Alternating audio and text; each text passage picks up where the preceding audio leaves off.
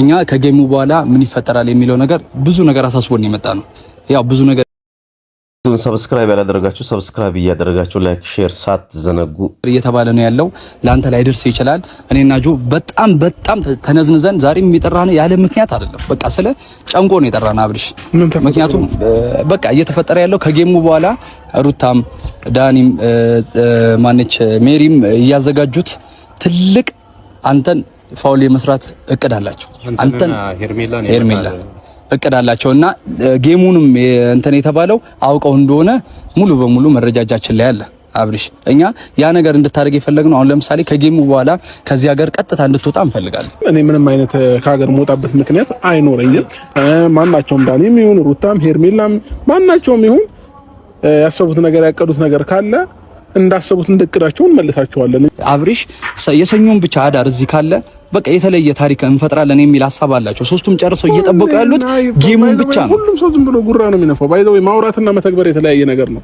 መቼም አይተገብሩም እነሱ ደግሞ ሁላቸውም በብዙ ነገር እኔ ስላየኋቸው ነው ወሬ ብቻ ናቸውና እኔ ደግሞ እነዚህ አይነት ነገር ማመን ሰው አይደለሁም።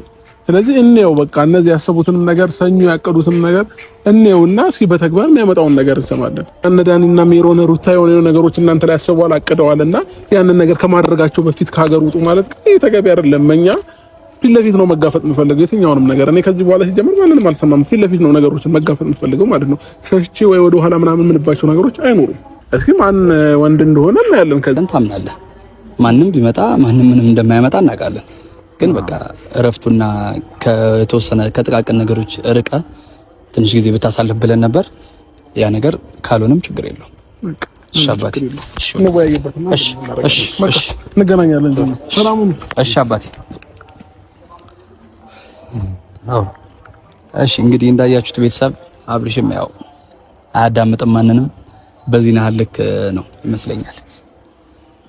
አዎ እኛ መክረነዋል፣ እንዲህ ብለነዋል። ያው እኛ ማድረስ ያለብንን ነገር አድርሰናል። በተቻለው አቅም ደግሞ ራሱን እንዲጠብቅም ነግረነዋል። ከጎኑም አለን። ማንም ምንም እንደማያመጣ እናምናለን። ከዚህ በፊትም ማንም ምንም ስላላመጣ ማለት ነው። አሁን ላይ ከየትኛውም ሰው በላይ ነን። ማንም ከኛ